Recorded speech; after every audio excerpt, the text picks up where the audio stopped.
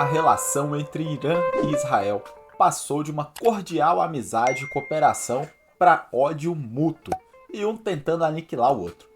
Isso durante aí o final do século XX e início do século XXI.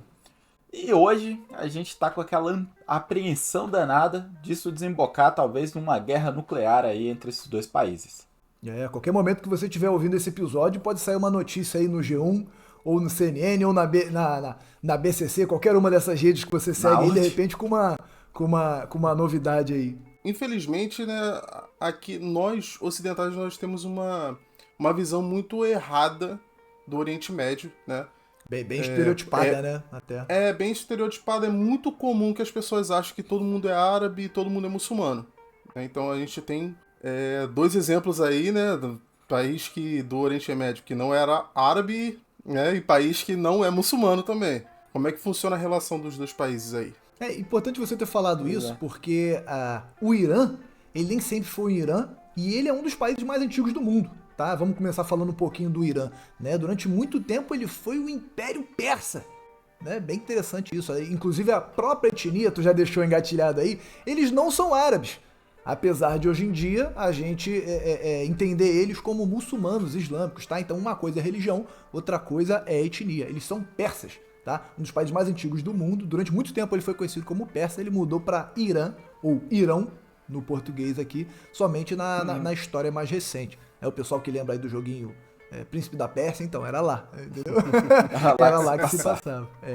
Enquanto Israel, né, a gente já sabe que é um país muito mais recente, né? A gente já tem até um episódio um pouco mais antigo aqui que a gente fala do primeiro conflito que teve entre o Hamas e Israel, né? O Hamas lá na Palestina e Israel, que a gente fala muito sobre isso, tá? Então, se você quiser saber mais sobre isso, procura aí no feed do Resenha esse episódio. Já dá um pause aí.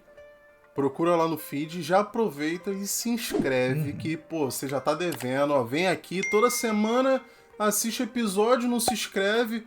Ah, não, mas Felipe, eu tô vendo no Spotify, pô, e as 5 estrelas? Cadê as 5 estrelas? As 5 estrelas. Dá 5 estrelas pra gente, se tiver no YouTube, se inscreve, curte o vídeo, dá um pause aí, vê lá o episódio de Israel e Palestina, depois você volta aqui, beleza? Exatamente.